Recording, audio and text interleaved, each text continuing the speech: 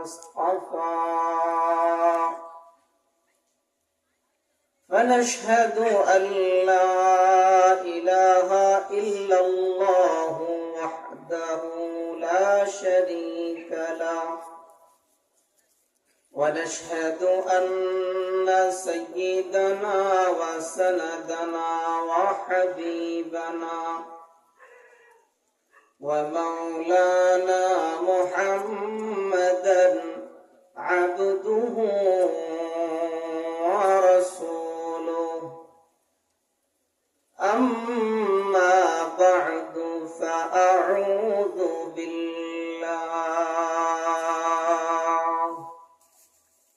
সকলে জবান খুলে পড়ি আউযু বিল্লাহি মিনাশ শাইতানির রাজীম বিসমিল্লাহির রহমানির রহিম কুল্লু নাফসিন বিমা কাসাবাত রাহিনা إلا أصحاب اليمين وقال النبي صلى الله عليه وسلم حرمت النار على ثلاثة أعين عين بكت من خشية الله وعين سهرت في سبيل الله وعين غمزت عن محارم الله صدقت يا رب العالمين وصدق النبي الأمي الكريم ونحن على ذلك لمن الشاهدين والشاكرين সকল জবান খুলে পড়ি আলহামদুলিল্লাহি রাব্বিল আলামিন जाने वाला चल जाएगा रहने वाला कोई नहीं रोने वाला है बहुत है सच जाने वाला कोई नहीं ला इलाहा इल्लल्लाह जोड़े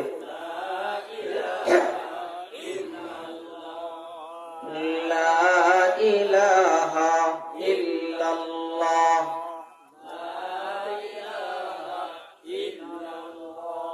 ও যার দিলে আছে আল্লাহর ভয় কান্দে যে সে নিরালায় ও যার দিলে আছে আল্লাহর ভয় কান্দে যে সে নিরালায় আহারণীদেরা ভালো লাগে না আহারণীদেরা ভালো লাগে না ভালো লাগে শুধু এক আল্লাহ লা ইলাহা ইল্লাল্লাহ জোড়ে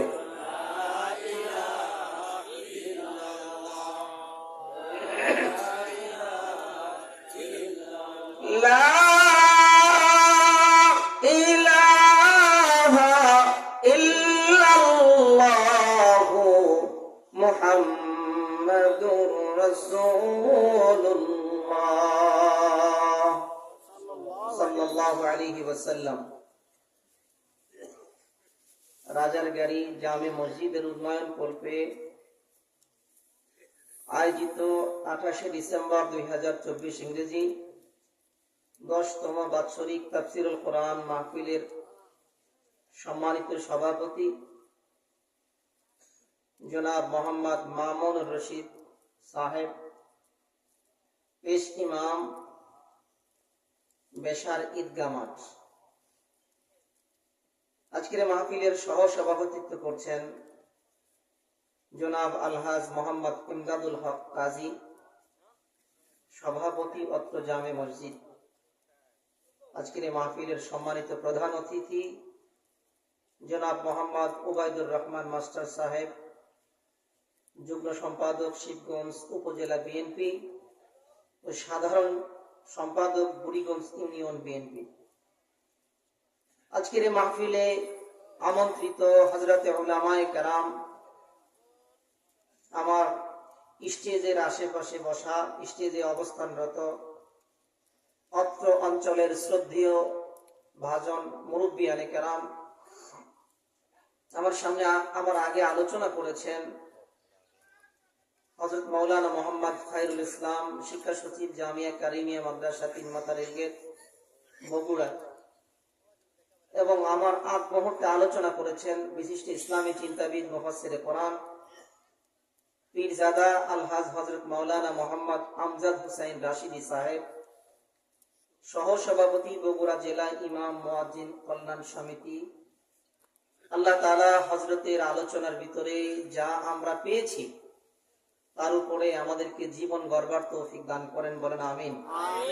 সর্বশেষ অল্প সময়ের জন্য কষ্ট দিতে আমি আপনাদের সামনে বসেছি। কষ্ট মনে না করে দিনের আশায় পরকালে আল্লাহ পাকের কাছে বিশেষ কিছু প্রাপ্তির নিয়তে, দিল খুলে ইখলাসের সাথে আমলের নিয়তে একটু বসে থাকার চেষ্টা করি।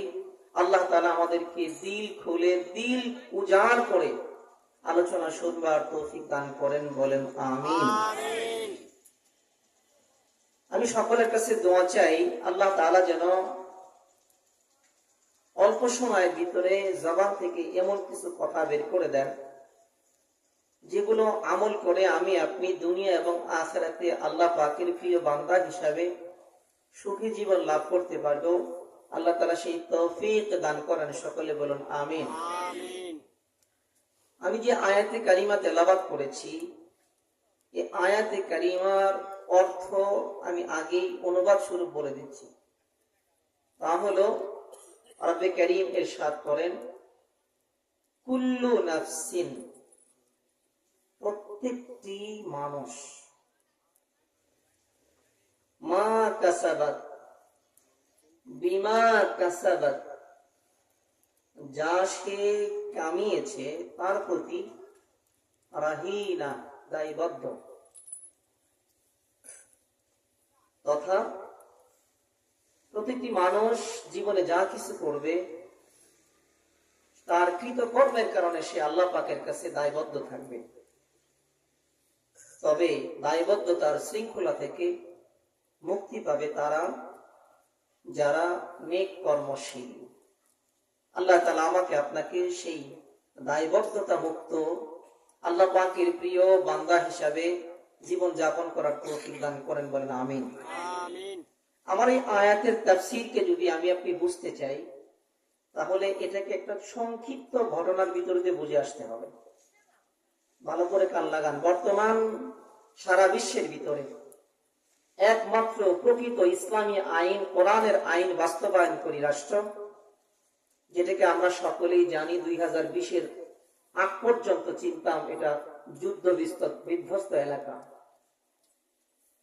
বলা যাবে কি রাষ্ট্রের নামটা? মাশাআল্লাহ, আফগানিস্তান। এই আফগানিস্তানের ভিতরে একটা এলাকা আছে যে জায়গার নাম হলো গজন। নাম কি? গজন।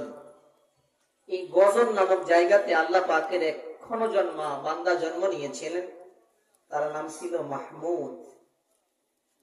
এই জন্য ওনাকে ওনার জন্মস্থানের দিকে লক্ষ্য রেখে বলা হতো মাহমুদ গজনবী। উনি যখন আল্লাহ পাকের বান্দাদের পক্ষ থেকে বড় নির্বাচিত ভাবে সকলের পক্ষ থেকে চাপের মুখে রাষ্ট্রের দায়িত্ব নিতে বাধ্য হলেন, উনি নিতে চাচ্ছিলেন না। সবাই যখন চেপে ধরলো আপনাকেই দায়িত্বে বসতে হবে, উনি বাধ্য হয়ে রাষ্ট্রের দায়িত্ব নিলেন। তবে তিনি ছিলেন পাক্কা আল্লাহওয়ালা, একমাত্র আল্লাহ পাকের ওই সময়ের সবচেয়ে বড় প্রিয় বান্দা। অত্যন্ত আল্লাহওয়ালা ছিলেন, তাহাজ্জুদ গুজার। রাষ্ট্রের ভিতরে তখন চরম পর্যায়ের উচ্ছৃঙ্খল অবস্থা ছিল। এই অস্থিতিশীল পরিবেশের জন্ম নিয়েছিল কয়েকটা কারণে। তার ভিতরে 1 নম্বর কারণ ছিল সম্পদের অনিরাপত্তা। রাতের বেলা যখন তখন বাড়ি ঘরে শীত কেটে চুরি করে মানুষ সম্পদ নিয়ে যেত। উনি বাধ্য হয়ে এক আইন চালু করলেন, আজ থেকে কোনো ব্যক্তি যদি এশার নামাজের পড়ে বিনা কারণে রাস্তাঘাটে বের হয়, তাকে ধরে ফেলা হবে এবং তাকে রাষ্ট্রীয় আইন অনুযায়ী উপযুক্ত শাস্তি দেওয়া হবে। এই আইন যখন চালু করলেন, চালু করার পরেও দেখা যায় রাতের বেলাতে মানুষ বের হয়ে কোথাও কোথাও মানুষের অজান্তে গোপনে গোপনে চুরি করত, কিন্তু তার সংখ্যা খুব কম ছিল। হঠাৎ করে একদিন উনি নিজেই চিন্তা করলেন, আমাবস্যা রাত, আজকে একটু দেখা যাক। আমাবস্যা রাতে নাকি চোরের হাত চুলকায়, পাও চুলকায়। আল্লাহর বান্দা উনি চিন্তা করলেন, আজকে একটু দেখি তো কারা আছে এরকম। দেখার জন্য বের হয়েছেন। রাস্তায় বের হয়ে যাওয়ার পরে জনমানবিক এক এলাকার ভিতরে গাছের নিচে দেখে যে 5 জন মানুষ বসে বসে গল্প করে। কয়জন? 5 জন। আমার কথা বুঝতে সমস্যা হচ্ছে? আলহামদুলিল্লাহ। শিবগঞ্জের মানুষ, আপনাদের বগুড়ার মাটির সাথে আমার 13 বছরের সম্পর্ক। বগুড়া জামিলে আসছি আজ 13 বছর। আশা করি কষ্ট হবে না। আল্লাহ পাকের বড় মেহেরবানি, উনি আস্তে আস্তে কাছে গেলেন। কাছে যাওয়ার পরে জিজ্ঞাসা করলেন, তোমরা কারা? তারা উল্টো জিজ্ঞেস করলো, আপনি কে? উনি ভাবসাবতে পেয়ে পরিচয় গোপন করে বললেন, আমি তোমাদের মতো একজনা। কি বললেন? আমি তোমাদের মতো একজনা। এখন চোরেরা চিন্তা করতেছে, সে যখন আমাদেরকে আগে জিজ্ঞেস করলো, প্রতি উত্তর না পেয়ে তার পরিচয় তুলে ধরলেন আমাদের মতো একজন, তার অর্থ সে বুঝে ফেলছে আমরাও চোর, সেও চোর। মাহমুদ গজনবী রাহমাতুল্লাহ আলাইহি তখন মুখ টুক বাঁধা, অন্ধকার আমাবস্যা রাত, কে চেনে কাকে? ঘুটঘুটে রাতের ভিতরে চোরের লিডার সকলকে নিয়ে পরামর্শ শুরু করলেন, কি করা যায়, কোথায় যাওয়া যায়, কোথায় শীত কাটা যাবে, কোথায় সম্পদ বেশি পাওয়া যাবে। এই জল্পনা কল্পনা সামনে রেখে চোরের লিডার সকলের কাছে আপন আপন যোগ্যতা জিজ্ঞাসা করতে শুরু করলেন। প্রথম একজনকে জিজ্ঞাসা করলো, তোমার যোগ্যতা কি, চুরি করতে আসছো যে? সে দেখে বলে, সর্দার, আমার যোগ্যতা হলো আমি যদি রাতের বেলা কোথাও হাঁটতে থাকি, আশেপাশে যদি কোনো কুকুর থাকে, কুকুর যদি ঘেউ ঘেউ করে, তো কুকুর ঘেউ ঘেউ করে কি বলতে চায় সেটা আমি বুঝতে পারি, অর্থাৎ কুকুরের ভাষা বুঝি। যোগ্যতা কি ছোট না বড়? বিশাল বড় যোগ্যতা। দ্বিতীয় জনকে জিজ্ঞাসা করা হলো, তোমার কি যোগ্যতা? উনি বলেন, আমি যদি কোথাও চুরি করতে যাই, সেই বাড়িতে যদি দেয়াল দ্বারা ঘেরাও করা থাকে, সেটা ভাঙতে হয় না, আমি 1 লাফ দিয়ে পার হতে পারি এবং রশি লাগিয়ে অন্যদের সকলকে পার করার ব্যবস্থা করতে পারি। 3 নম্বর চোরকে জিজ্ঞাসা করা হলো, আপনার কি যোগ্যতা? উনি বলে, আমার যোগ্যতা হলো কোথাও যদি চুরি করতে যাই, দেয়াল আর প্রাচীর যত শক্তিশালী হোক, কিছু লাগবে না, আমার হাতের পাঞ্জা দিয়ে একটা ঘুষি দিলে দেয়াল ভেঙে ভিতরে যাওয়ার মতো রাস্তা করতে পারি। কয়জন গেল? 3 জন। 4 নম্বর লোককে জিজ্ঞাসা করা হয়, তোমার কি যোগ্যতা? আমার যোগ্যতা হলো আমি যদি কোথাও চুরি করতে যাই, সেখানে সম্পদের জন্য সব ঘরের তালা ভাঙতে হয় না, বরং শুধুমাত্র ভিতরে গিয়ে বাড়ির উঠানে বসে দাঁড়িয়ে একমুষ্ট মাটি যদি আমার নাকের ভিতরে লাগাই, আমি বুঝতে পারি কোন ঘরে কি সম্পত্তি আছে, ওই ঘরটা ভাঙলেই যথেষ্ট হয়, আর ভাঙতে হয় না। কয়জন গেল?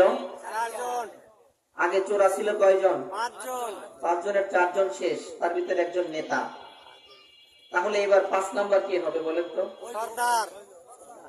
সর্দার তো সবাইকে জিজ্ঞাসা করতেছে, এখন 5 নাম্বার হবে মাহমুদ গজনবী। মাশাআল্লাহ মাশাআল্লাহ, আগন্তুক একা একা। ওনাকে জিজ্ঞাসা করে আপনার কি যোগ্যতা? আমরা তো 5 জন একসাথে হয়েছি, উনি আবার একা একা চুরি করতে আসছে, তোমার তো বিশাল সাহস। ভাই আমার কাছে যে যোগ্যতা আছে তোমরা শুনলে আশ্চর্য হয়ে যাবে, তোমরা ভয় পাবে না। বলেন দেখি। আমার কাছে এমন একটা মন্ত্র জানা আছে, ওই মন্ত্র পড়ে যদি আমার দাড়িগুলো বাম দিকে টান দেই, ফাঁসির কাষ্ঠ থেকে ফাঁসির আসামি পর্যন্ত ছাড় পেয়ে যায়। দেখছেন এই কথা? সবাই এবার সর্দারকে জিজ্ঞেস করে, নেতা সবার যোগ্যতা শুনেছেন, আপনারটা এবার বলেন। সর্দার ডেকে বলে, দেখো আমার যোগ্যতা হলো, আমি রাতের অন্ধকারে ঘুটঘুটে অন্ধকার রাতে যদি, আমাবস্যা রাতে যদি কাউকে দেখি, সে যতই আবৃত থাকুক না কেন, সূর্যের আলোতে সে আমার সামনে আসলে তাকে আমি চিনতে পারি যে এই লোকের সাথে সাক্ষাৎ হয়েছিল। সর্দার চিন্তা করে আশ্চর্যের কারবার, এমন একজন ব্যক্তি আমাদের সাথে আছে, চুরি করে ধরা খেলেও কোনো সমস্যা নাই, শুধু তাকে বলবো মন্ত্র পড়ে দাড়িগুলো টান দেয় কোন দিকে? বাম দিকে, বাম দিকে। আল্লাহর বান্দা, সকলকে জিজ্ঞাসা করা হলো চুরি করা হবে কোথায়? তো সবাই বললো ধরা পড়লে যেহেতু সমস্যা নেই, তাহলে চলেন যে রাজ দরবারে চুরি হবে, বাইতুল মাল সব শূন্য করবো। বুঝতে পারছেন? বাইতুল মালের পাহারাদারের নাম কি? মাহমুদ। মাহমুদ গজনবী রহমতুল্লাহ আলাইহি কয়, হ্যাঁ এই তো সিদ্ধান্তটা ভালোই হলো, আমি যেখানে ঘুমিয়ে থাকি সেখানে চুরি করতে যাবে, চলো আমি এটাই তো ধরতে আসছি, চলো। মাহমুদ গজনবী কিচ্ছু বললেন না। যদি তখন তিনি ধমক দিতেন তাহলে কি চোররা সেখানে থাকতো? ধরতে পারতেন? সবাইকে নিয়ে তিনি চললেন। যাওয়ার সময় হঠাৎ করে এক কুকুর ঘেউ ঘেউ করে উঠলো। সবাই ধরছে ওই বেটাকে, জিজ্ঞাসা করা, এই ভক্ত দেখি কুকুর কি বলে। বিছানা বলে, সর্দার আজকে আমি কিছু বুঝতে পারতেছি না, কারণ এতদিন জানতাম যে মানুষ নেশা করে নেশাগ্রস্ত হয়, আজকে দেখতেছি এই কুকুরও দেখি নেশাগ্রস্ত। কারণ ওই কুকুর ডেকে বলতেছে যে আমাদের সাথে নাকি বাদশা চুরি করতে আসছে। কি কয়? বাদশা চুরি করতে আসছে। সবাই বলে, ধর এই কথা শোনা যাবে না, চলো। কুকুরের মাথা খারাপ হয়েছে। আল্লাহর বান্দা ভালো করে বুঝেন, আমি কিন্তু ঘটনা বলছি না,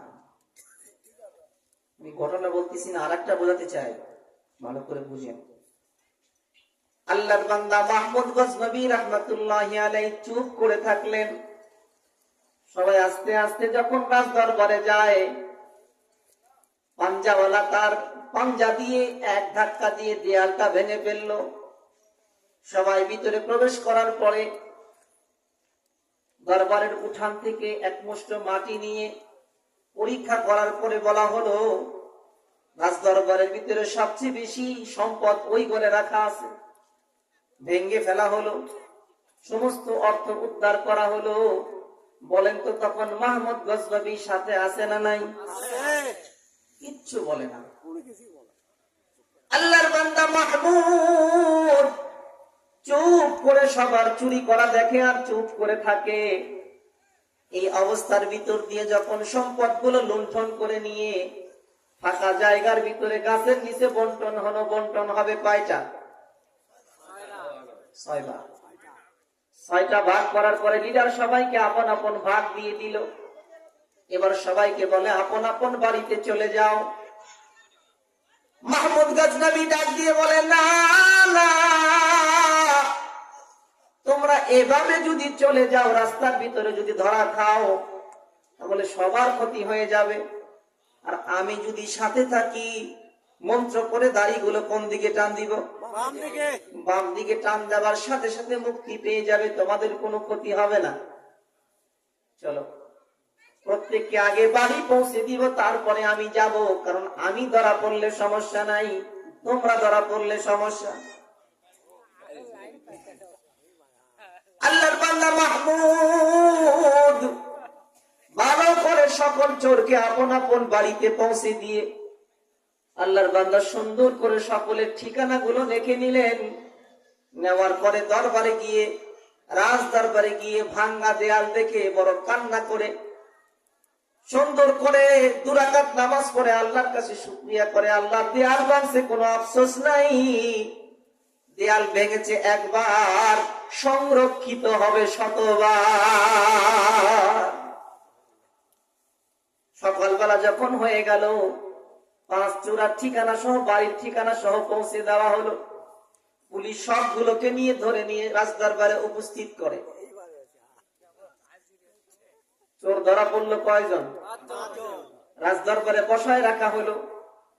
এর ফাঁকে দেখা গেল ওই 5 চূড়ার ভিতরে 4 জন বসে বসে যার যার করে কান্দে আর বলে, হায় কি করলাম, কি হলো, সারা জীবনের মতো ধরা পড়ে গেলাম, ফাঁসির কাষ্ঠ ছাড়া কোনো মুক্তি নাই।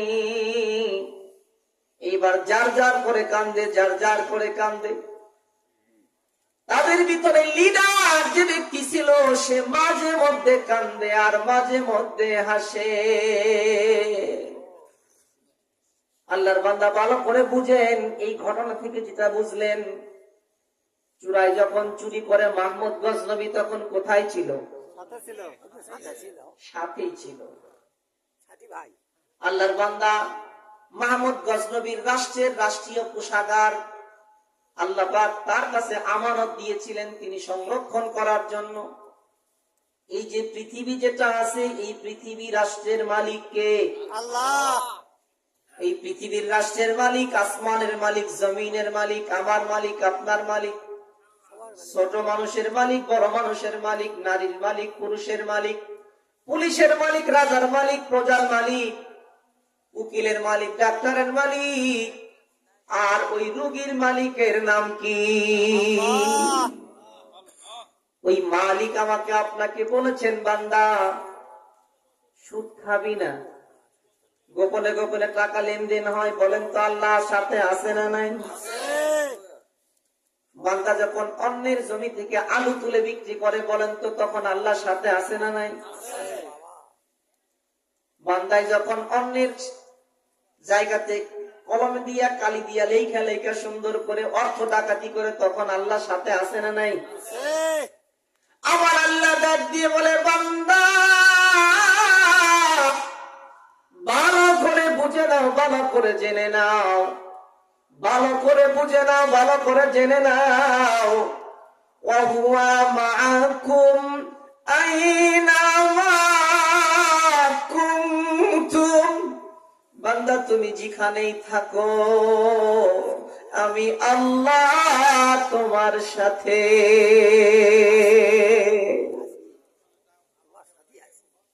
কোথায় থাকবে তুমি বলো? মনে করেছো তোমরা 2 জন মিলে অন্যায় করো আর কেউ দেখে না, 3 জন মিলে অন্যায় করো আর কেউ দেখে না। রব্বুল আলামিন ডাক দিয়ে বলেন, মা মিন নাজওয়া সালাসা, 3 জন মিলে যদি কানে কানে কথা বলো বান্দা, ওহুয়া রাবিউহুম, তোমার মালিক তোমাদের মধ্যে 4 নাম্বার। ওয়ালা খামসা, আল্লাহ ডাক দিয়ে বলেন যদি 5 জন মিলে অন্যায় করো, ওয়াহুয়া সাদিসুহুম, বান্দা ভালো করে জেনে নাও তোমার মালিক তোমার সাথে 6 নাম্বার। ওয়ালা আদনা মিন যালিক ওয়ালা আকতার, এর চেয়ে কমও যদি হয়, বেশিও যদি হয়, ওয়াহুয়া মাআকুম, ও বান্দা ভালো করে শুনে রাখো, 2 জন হতে পারো, 1 জন হতে পারো, জেনে নাও ওই মালিক তোমার সাথে।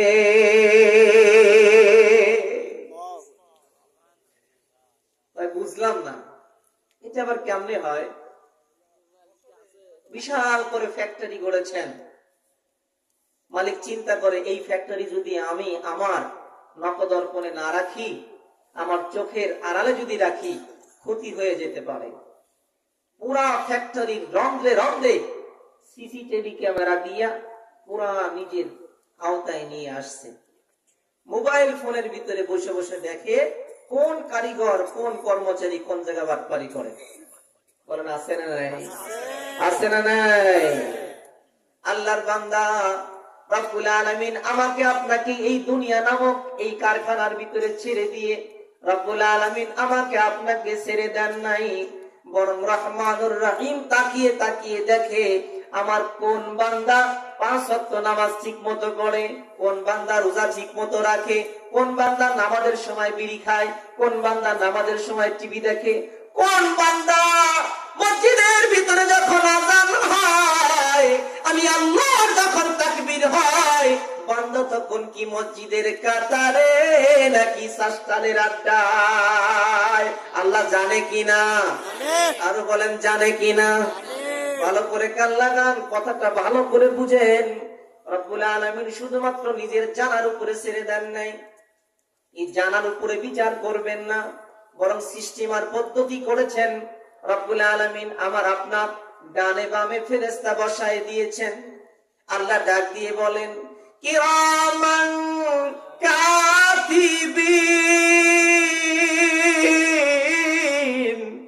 বান্দারে চিন্তা করে দেখ আমি তোমার ডানে আর বামে সম্মানিত লেখক বসায় দিয়েছি। বান্দা ফাঁকিবাজি করিস না, ওই ফেরেশতার কাজ কি? মা ইয়ালফিযু মিন কাওলিন, একটা কথা যদি বান্দা উল্টা পাল্টা বলো আর ভালো বলো, ইল্লা লাদাইহি রাকীবুন আতীদ, বান্দারে আমার ফেরেশতা এমন বড় ফেকানো ফেরেশতা, এমন বড় শিকারী ফেরেশতা, একটা শব্দ যদি তুমি বলো আমার ফেরেশতা তোমার সেই শব্দটা পর্যন্ত লেখে। মাকে যদি আদর করে মা বলে ডাক দাও, বাবাকে যদি আদর করে বাবা বলে ডাক দাও, মায়ার নজরে ডাক দাও, আমার ফেরেশতা সেটাও লিখবে।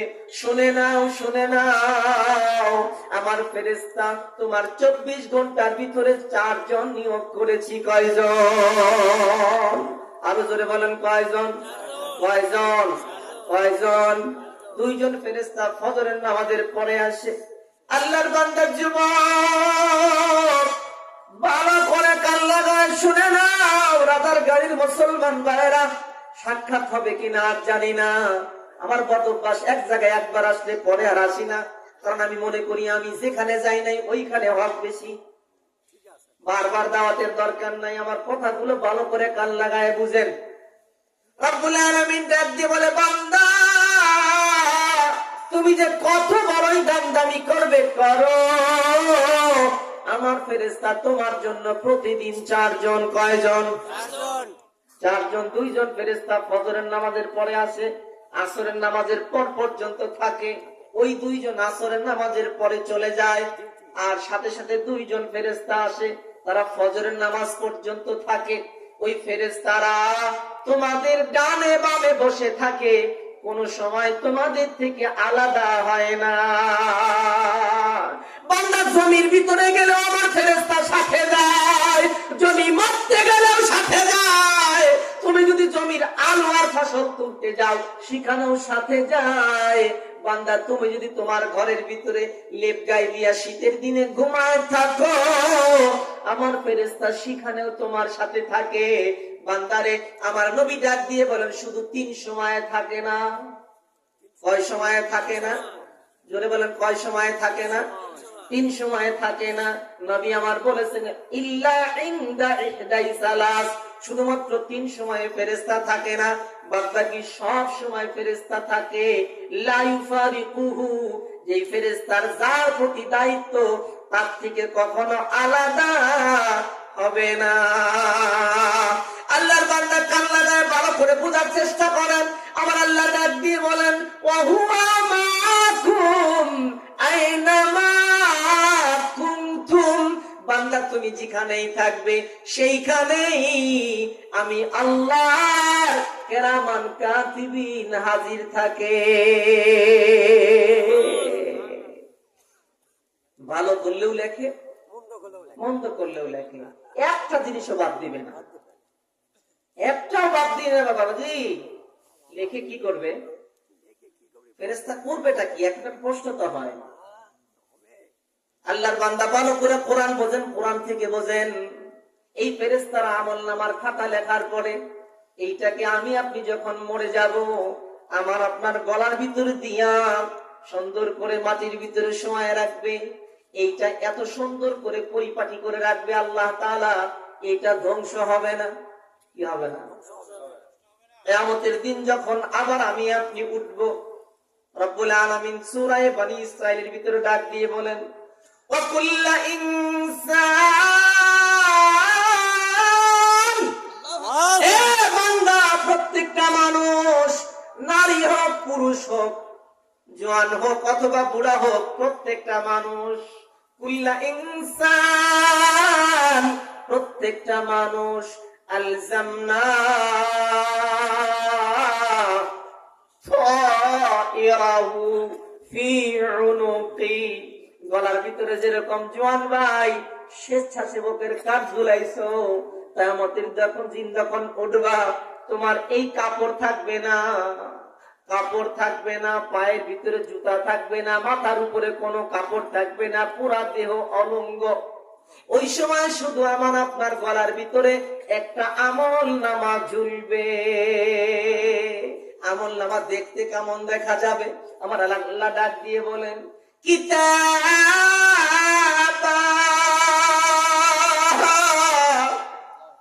কিতাবা, আমার আপনার আমলনামা এরকম সুন্দর করে সামনে ঝুলানো থাকবে, লেখা থাকবে কিতাবা, লেখা থাকবে অমুকের বেটা অমুক, অমুকের বেটা অমুক, তার আমলনামা ভালো এইরকম, খারাপ এইরকম, ফলাফল হলো জান্নাতি না জাহান্নামী। আল্লাহর বান্দা ওই কিতাব সেই দিন আমার আপনার গলার ভিতরে ঝুলাই দিবে রব্বে কারীম। তখন সেই দিন বান্দাকে, প্রত্যেকটা মানুষকে ডেকে বলবে, পর্দার অন্তরালের মা, ঠান্ডা মাথায় বুঝো গো মা, আল্লাহ আমাকে তোমাকে দুনিয়ায় আমনে আমনে ছেড়ে দেয় নাই। রব্বে কারীম ডাক দিয়ে কয়েন, আফা হাসিবতুম, তোমরা কি ভেবেছো, আন্নামা খালাকনাকুম আবাসা ওয়া আন্নাকুম ইলাইনা লা তুরজাউন। এ বান্দা বান্দি, ভেবেছো কি তোমাদেরকে আমি ওই যে তোমার ধান ক্ষেতের খড়কোটার মতো এমনি এমনি বানাইছি? তুমি কি আগাছা পরগাছা ঘাস, তোমার কোনো হিসাব নাই, নিকাশ নাই, তুমি আমার কাছে আসবা না, না না না, তুমি মরে দেখো, আমি আল্লাহর কাছে তোমাকে ফেরেশতারা জোরপূর্বক উপস্থিত করবে। এই জন্যই তো আমি আপনি মরে গেলে, কেউ যদি ইন্তেকাল করে, তখন আমরা একটা দোয়া পড়ি, ইন্না লিল্লাহ, নিশ্চয় আমাদের জন্ম হয়েছে, সৃষ্টি হয়েছে আল্লাহর জন্য। চিল্লায় বলেন ঠিক কিনা? ওয়া ইন্না ইলাইহি রাজিউন, আমরা ফিরতে ফিরতে কার কাছে যাব? কথা বলেন, কার কাছে? জবান খুলে বলেন, কার কাছে? আল্লাহর বান্দা সেই সময় রব্বুল আলামিন আমার আপনার এই আমলনামার খাতাটা সামনে তুলে ধরবে আর বলবে, বান্দারে, ইকরা কিতাবাক, তোমার খাতা তুমি নিজেই পড়ো, তোমার কথা তুমি নিজেই পড়ো। ইকরা কিতাবাক কাফা বিনাফসিকাল ইয়াউমা আলাইকা হাসিবা। তোমার হিসাব নিকাশের জন্য কোনো ফেরেশতা লাগবে না, কোনো আলেম লাগবে না, কোনো হিসাব বিজ্ঞানীকে লাগবে না। তোমার 60 বছর, 63 বছর, 65 বছর, 80 বছর, 90 বছর, 100 বছরের হিসাব নিকাশ করার জন্য তুমি নিজেই যথেষ্ট। আল্লাহর বান্দা সেই সময় যখন হিসাব খানার সামনে দাঁড়া হবে, ফেরেশতার অনুরোধে, ফেরেশতার নির্দেশনায়, আল্লাহর কথা মোতাবেক বান্দা তখন নিজের কিতাবটা পড়বে। পড়ার সময় তো পুরা জীবনের হিসাব লেখা আছে, একেবারে 365 দিনের হিসাব লেখা আছে, 5 ওয়াক্ত নামাজ, যাকাত, ফিতরা, হজ, যাকাত সব লেখা আছে। একটা একটা করে দেখবে, একটা একটা করে দেখবে, একটা একটা করে দেখবে। দেখার পরে আমার আল্লাহ ডাক দিয়ে বলেন, তখন কি হবে? সূরা কাহফের মধ্যে ডাক দিয়ে বলেন, ওয়াবুদিআল কিতাব ووضع الكتاب فترى المجرمين ও আমার নবী সেই দিন যখন অপরাধী জাহান্নামী অপরাধীদেরকে যখন তার কিতাব আমলনামা সামনে দেওয়া হবে তখন সেই আমলনামা পেয়ে বড় ভীত সন্ত্রস্ত হয়ে যাবে। তখন আলোচনার ভিতরে আফসোস করে বলতে থাকবে ফাতারাল মুজরিমিনা মুশফিকিনা ফি মিম্মা ফি, দেখবে যে সব অপরাধ লেখা আছে। রাতের বেলা চুরি, রাতের বেলা মিথ্যা কথা, রাতের বেলা ধোঁকাবাজি, অন্ধকারে মানুষের গলায় ছুরি, অথবা কারো গলার ভিতরে ছুরি না ঝোলায় দড়ি, অথবা কাউকে মারামারি, কাউকে থাপ্পড় মারে, কাউকে গালি দেয়, কারো অত্যাচার করে, সব যখন লেখা থাকবে অপরাধী সেই আমলনামা দেখার পরে এমনকি আল্লাহর বান্দা যুবক ভাই ভালো করে কান লাগান, রাতের বেলা অন্ধকারে সবাই শীতের দিনে যখন ঘুমিয়ে গেল আমার আপনার মোবাইলে স্ক্রিন ওপেন করে যখন আমি আপনি উল্টা পাল্টা করি, পৃথিবীর কেউ না দেখলেও দেখে কে? আরো জোরে বলেন কে? দেখা যদি কেউ না দেখে আমার আল্লাহ বলেন বান্দারে ওয়াহুয়া আলিমুম বিযাতিস সুদূর, তোমার মোবাইলের স্ক্রিনে তুমি কি দেখো আর মনে মনে কি ভাবো কেউ যদি না জানে, জানে বলেন কে? ওয়াহুয়াস সামিউল বাসীর, আল্লাহ গোপনে গোপনে কথা বললেও শোনে এবং কি আমরা যা করি সব আল্লাহ দেখে। আল্লাহর কাছে পাথরের পর্দা চলে না, আল্লাহর কাছে আসমানের পর্দা চলে না, আল্লাহর কাছে জমিনের পর্দা চলে না। যেই জায়গাতে আমি আপনি দেখতে দেখতে যত দূর পর্যন্ত গিয়ে আমার আপনার দেখার সীমানা শেষ, আমার আল্লাহর দেখার সীমানা ওখান থেকে শুরু। চিল্লায় পান ঠিক কিনা? লিল্লাহি তাকবীর, লিল্লাহি তাকবীর। আল্লাহর বান্দা বেশি কষ্ট দিব না, তাড়াতাড়ি করে আলোচনা শেষ করে দিব। বিরক্ত হচ্ছেন মনে হয়?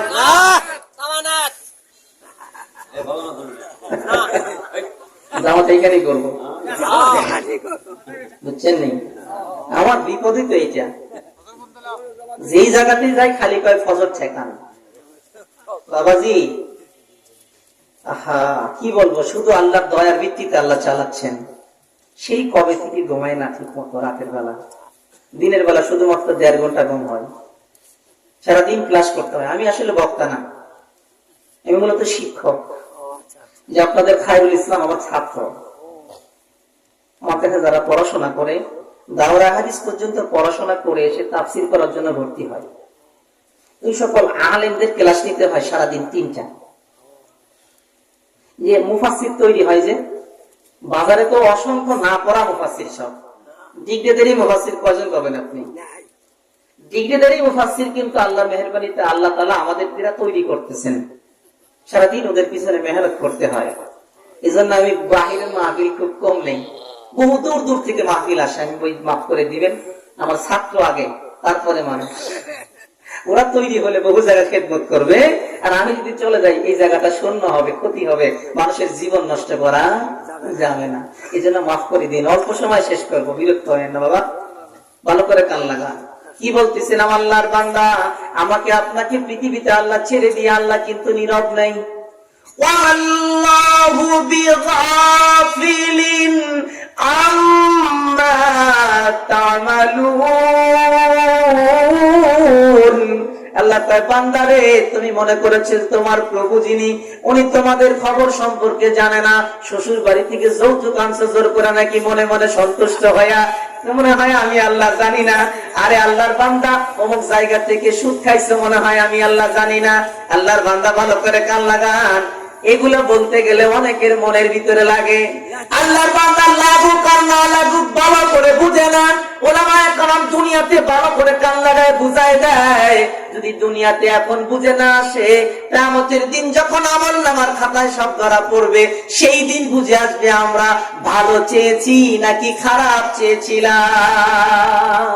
আল্লাহ আল্লাহর বান্দা, আমার আল্লাহ ডাক দিয়ে বলেন, সেই দিন যখন অপরাধীরা তাদের আমল নামার খাতা দেখবে, দেখার পরে মুশফিকিনা মিম্মা ফি, বড় ভীত সন্ত্রস্ত হয়ে যাবে, আফসোস করে বলবে, আফসোস করে কি বলবে, মালি হাযাল কিতাব, মালি হাযাল কিতাব, মালি হাযাল কিতাব।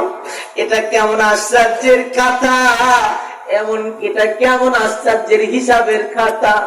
মালা ইউগাদিরু সগীরা, একটা ছোট্ট গুনাহ করেছিলাম, ছেড়ে দেয় নাই, ওয়ালা কাবীরা, বড় গুনাহ করেছিলাম, তাও দেখি ছেড়ে দেয় নাই, ইল্লা আহসাহা, সব দেখি লিখে ফেলেছে। না না না, এই খাতা নিয়ে আমি জান্নাতে যাইতে পারবো না। রব্বুল আলামিন সমস্ত মাখলুকাতকে হাসরের ময়দানে উঠাইয়া সিংওয়ালা গরুকে বলবে, সিংওয়ালা গরু, তোমার সিং ছিল, গুতা দিছো, এখন তোমার সিংটা আমি নিয়ে নিলাম। সিং ছাড়া গরুকে সিং পরায় দিয়ে বলবে, গুতা দিয়ে পরিশোধ কর। এইভাবে দুইটার পরিশোধ হওয়ার পরে আল্লাহ বলবেন, কোন তোরা বা মাটি হয়ে যা। মানুষ দেখবে এরকম সাময়িক বিচারের পরে মাটি হয়ে যাচ্ছে, তখন মুশফিকিনা, অপরাধীরা বলবে তখন, হায় হায়, ওয়ায়াকুলুল কাফির ইয়া লাইতানি কুনতু তুরাবা, হায় আফসোস, আমার যদি এরকম সাময়িক বিচার হয়ে আমি মাটি হয়ে যেতাম, অনন্ত অনাদিকালের শাস্তি আর ভোগ করা লাগতো না। আল্লাহর বান্দা, সেই দিনের চিন্তা কি ভিতরে আছে? কার কার আছে? হাত উঠান। কার কার আছে দেখি? পরকালের চিন্তা আছে? আল্লাহ আমাদের এই চিন্তাকে তুমি কবুল করো, সকলে বলুন আমিন। আল্লাহর বান্দা, কষ্ট দিলাম, শীতের ভিতরে হাত নামা। রব্বুল আলামিনের পক্ষ থেকে যে শ্রেষ্ঠ নবী দুনিয়াতে এসেছিলেন, নবীজির সাহাবীদের ভিতরে এই চিন্তা ছিল, এই জন্য তারা বড় পেরেশান ছিল। সকালে কাঁদতেন, বিকালে কাঁদতেন, দুপুরে কাঁদতেন, রাতে কাঁদতেন, এমনকি ইন্তেকালের আগ মুহূর্তে যার যার যার যার করে চোখের পানি ফেলে কাঁদতেন। আল্লাহর বান্দা হযরত আবু বকর সিদ্দিক রাদিয়াল্লাহু আনহুর জীবনী পড়েন, শেষ জীবনে এসে কাঁদতে কাঁদতে চোখের দুই নয়নের নিচে এই খালি এই নিচু জায়গাটা পর্যন্ত বরাবর দাগ হয়ে গিয়েছিল। আল্লাহর বান্দা, এই আল্লাহর বান্দা বড় করে গান লাগান। নবীর সাহাবী হযরত আব্দুল্লাহ ইবনে মাসউদ রাদিয়াল্লাহু আনহু যখন ইন্তেকাল হয়, ওই সময় ওনার ইন্তেকালের সময় হযরত উসমান গনি ছিলেন খলিফাতুল মুসলিমিন, কানে শুনলেন যে আব্দুল্লাহ ইবনে মাসউদ ইন্তেকাল করতেছেন, বড় অবস্থা খারাপ। দেখার জন্য কাছে গেলেন, যায় দেখে উহ আহ শব্দ করে। কি কয়? শব্দ করতেছে, আহ কি ব্যথা, আহ আহ করতেছে। হযরত উসমান গনি পাশে বসে ডাক দিয়া কয়, ও আল্লাহর নবীর সাহাবী আব্দুল্লাহ, মা তাশতাকি, আব্দুল্লাহ রে ভাই, তোমার কি সমস্যা? হযরত আব্দুল্লাহ ইবনে মাসউদ ডেকে বলেন, আব্দুল্লাহ ইবনে মাসউদকে আমি আপনি চিনি না? নবীর সাহাবীদের ভিতরে 6 নাম্বার ইসলাম গ্রহণকারী সাহাবীর নাম হযরত আব্দুল্লাহ ইবনে মাসউদ।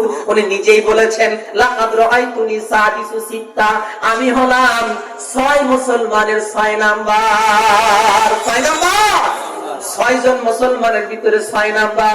ওনার আগে মাত্র 5 জন মুসলমান, উনি 6 নাম্বার মুসলমান। ইন্তেকাল করতেছেন হযরত উসমান গনির সময়ে। আল্লাহর নবীর সাহাবী, উনি ভালো করে নবীর খেদমত করেছেন বাচ্চা বয়স থেকে। এ আল্লাহর বান্দা, ভালো করে কান লাগান।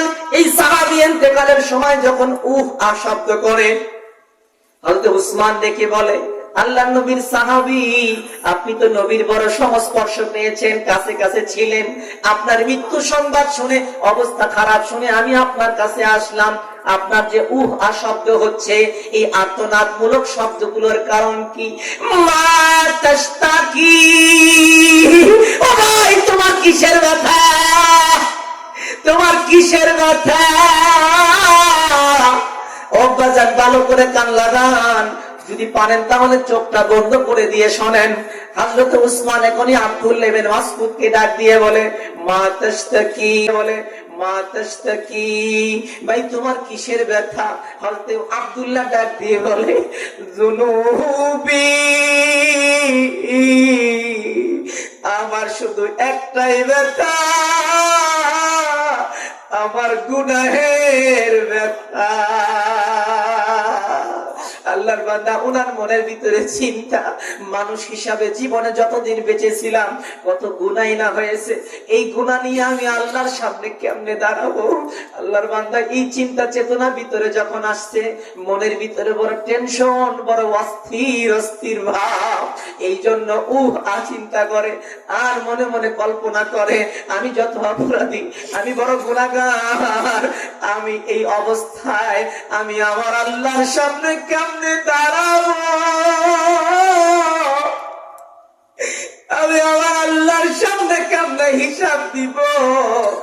আল্লাহর বান্দা আব্দুল্লাহ ইবনে মাসউদ আল্লাহর নবীর সাহাবী, অথচ নবী আমার বলেন, লা তামাসসুন নারু মান রাআনি, যেই মুসলমান আমাকে সরাসরি নিজ চোখে দেখলো, ওই অবস্থায় যদি ইন্তেকাল করে, তাকে জাহান্নামের আগুন স্পর্শ করবে না। তার অর্থ হলো আব্দুল্লাহ ইবনে মাসউদ জান্নাতি। চিল্লায় বলেন ঠিক কিনা? তারপরেও আল্লাহর নবীর সাহাবীর মনের ভিতরে চিন্তা, আমার বড় গুনাহ, আমার বড় গুনাহ। আল্লাহর বান্দা, আমার আপনার বয়স তো কম হয় নাই, জীবনে অনেক বয়স হয়ে গেল, অনেক দিন পার হয়ে গেল, নামাজের কোনো খবর নাই, যাকাতের অনেক ঘাটতি, রোজার মধ্যে অনেক ঘাটতি, মিথ্যা কথার শেষ নাই, ধোঁকাবাজির শেষ নাই, ঠকবাজির শেষ নাই। এভাবে মানুষকে কত ঠকাইলাম, কত জমির আল কাটতে গিয়া মানুষের জমিতে কোপ দেওয়ার চেষ্টা করলাম, ফসল বুনতে গিয়া কত কিছু অপরাধ করলাম, ফসল বুনতে গিয়া নিজের জমিটা ঠিক রাখতে গিয়া কত মানুষের ফসলের ক্ষতি করলাম, উপর দিয়ে পাইপ টেনে মানুষের ফসল নষ্ট করলাম। এইভাবে কত যে আমার আপনার গুনাহ, কিন্তু আমার আপনার পরকালের চিন্তা নাই। হযরত আব্দুল্লাহর মনের মধ্যে বড় চিন্তা, যুনুবি যুনুবি। পর্দার অন্তরালের মা, ভালো করে বুঝে নাও, আপনার মতো মা কিন্তু হযরত আয়েশা সিদ্দিকা রাদিয়াল্লাহু আনহা। একদিন আমার নবী ডাক দিয়ে বলে, আয়েশা রে, ভালো করে শোনো, মান নুকিশাল হিসাবু ইয়াউমাল কিয়ামাতি উযিবা, কিয়ামতের দিবসে যার আমলনামার খাতা ভালো করে দেখা হবে, সেই জাহান্নামের শাস্তির সম্মুখীন হবে। এই কথা শোনার পরে আম্মা জান আয়েশা সিদ্দিকা গুনগুন করে কান্না করে, হায় হায় হায়, আমার যদি হিসাব হয়, আমি তো জাহান্নাম ছাড়া কোনো গতি নাই। নবী আমার এই কথা বলার পরে ঘরে ফিরে মসজিদে চলে গেলেন, বাহিরে গেলেন, মসজিদ থেকে বাহির থেকে ফিরে এসে ঘরের মধ্যে প্রবেশ করেন, দেখতেছেন হযরতে আম্মা জান আয়েশা সিদ্দিকা গুনগুন করে কান্দে। নবী আমার ডাক দিয়ে বলেন, আয়েশা কান্দো কেন? আম্মা জান ডাক দিয়ে বলে, ইয়া রাসূলুল্লাহ, ইয়া হাবিবাল্লাহ, আপনি না বললেন যে মানুষের হিসাব হবে তারই জাহান্নামের শাস্তি পাওয়া লাগবে? আমি আয়েশার যদি হিসাব হয়, আপনার কথা মতো জাহান্নামের শাস্তি ছাড়া উপায় নাই। ইয়া রাসূলুল্লাহ, আমি কি সেই দিন মুক্তি পাবো? আমার কাছে বড় টেনশন হয়। আল্লাহর বান্দা আম্মা জান আয়েশা সিদ্দিকার বড় মনের মধ্যে পরকালের চিন্তা, আব্দুল্লাহ ইবনে মাসউদেরও চিন্তা। তারা এত সাহাবী হওয়ার পরে চিন্তা হয়, আমার আপনার ভিতরে চিন্তা নাই। তার অর্থ হলো পরকাল কি জিনিস আমি আপনি বুঝি নাই। সিল্লা বলেন ঠিক কিনা? যদি পরকাল বুঝতাম, পরকাল কাকে বলে, তাহলে এরকম নিশ্চুপ হয়ে থাকতে পারতাম না, কান্নাকাটি শুরু হয়ে যেত। আল্লাহর বান্দা, আমি আপনি পরকাল বুঝি না, এই জন্যই তো আমার আপনার এত সমস্যা হয় না। ভালো করে কান্নাগান আমার নবী ডাক দিয়ে বলেন, উম্মতি, যখন তোমরা দুনিয়া ছেড়ে কবরে আসবা, কবরটাকে আল্লাহ দুই ভাবে সাজাইছে। কয় ভাবে সাজাইছে? জোরে বলেন, কয় ভাবে? কয় ভাবে? দুই ভাবে, আল কবরু রাউযাতুম মিন রিয়াজিল জান্নাহ, কিছু মানুষের কবর হবে ফুল বাগিচা, আও হুফরাতুম মিন হুফারিন নার, অথবা জাহান্নামের আগুনের দাউ দাউ করে জ্বলা গর্ত। এই জন্য আমি আপনি হয়তো ভাবতে পারি জীবনে যা কিছু করতেছি এগুলো ছাড় দিবে আল্লাহ, তাই না? না না না, কোন প্রকারের ছাড় দেওয়া হবে না, কোন ছাড় দেওয়া হবে না। এই জন্য আমার আল্লাহ ডাক দিয়ে বলেন, কুল্লু নাফসিন বিমা কাসাবাত রাহিনা, যে যা করছে তার হিসাব দিতে হবে। আল্লাহর বান্দা সেই পরকালের চিন্তা আছে? আছে। কত শেষ করে দিব আল্লাহর বান্দা, বেশি সময় নিব না, ফজর নামাজ পড়া লাগবে, ঠিক কিনা? ফজরের নামাজ পড়া লাগবে। অনেক বাবাজিরা ওই সেই কখন বসছেন, উঠা উঠি নাই, কষ্ট হচ্ছে, এই জন্য তাড়াতাড়ি শেষ করে দিব আল্লাহর বান্দা, ভালো করে কান লাগান। কিন্তু যদি আমার আপনার ভিতরে পরকালের চিন্তা ভিতরে একবার ঢুকে যায়, আর যদি এই কথা আসে আমি আল্লাহর সামনে যাব কিভাবে, তাহলে দেখবেন জিন্দিগির মোড় পরিবর্তন হয়ে গেছে। কোন হুজুরকে আর ওয়াজ করা লাগবে না, একা একাই ঠিক হয়ে যাবে। চিল্লা এখন ঠিক কিনা? ওয়াজ লাগবে না। নবী আমার ডাক দিয়ে বলেন, কাফা বিল মাউতি ওয়াইদা, একজন মানুষকে ওয়াজ করার জন্য তার মৌতই যথেষ্ট। কি বলেন, ঠিক না? এই জন্য মৌতের চিন্তা, পরকালের চিন্তা মাথায় রাখলে আল্লাহ তাআলা কোন শাস্তির মুখোমুখি করবে না, জীবন পরিবর্তন হয়ে যাবে, আমি আপনি ভালো হয়ে যাব। আল্লাহ তৌফিক দান করেন, বলেন আমিন। যদি এইটা হয় লাভ কি? যদি পরকালের চিন্তাটা আসে তাহলে লাভটা কি? ছোট্ট একটা লাভের কথা বলে শেষ করছি। এর আগ মুহূর্তে আজকের যে এই মাহফিল, এই মাহফিলের ভিতরে অনেকেই হয়তো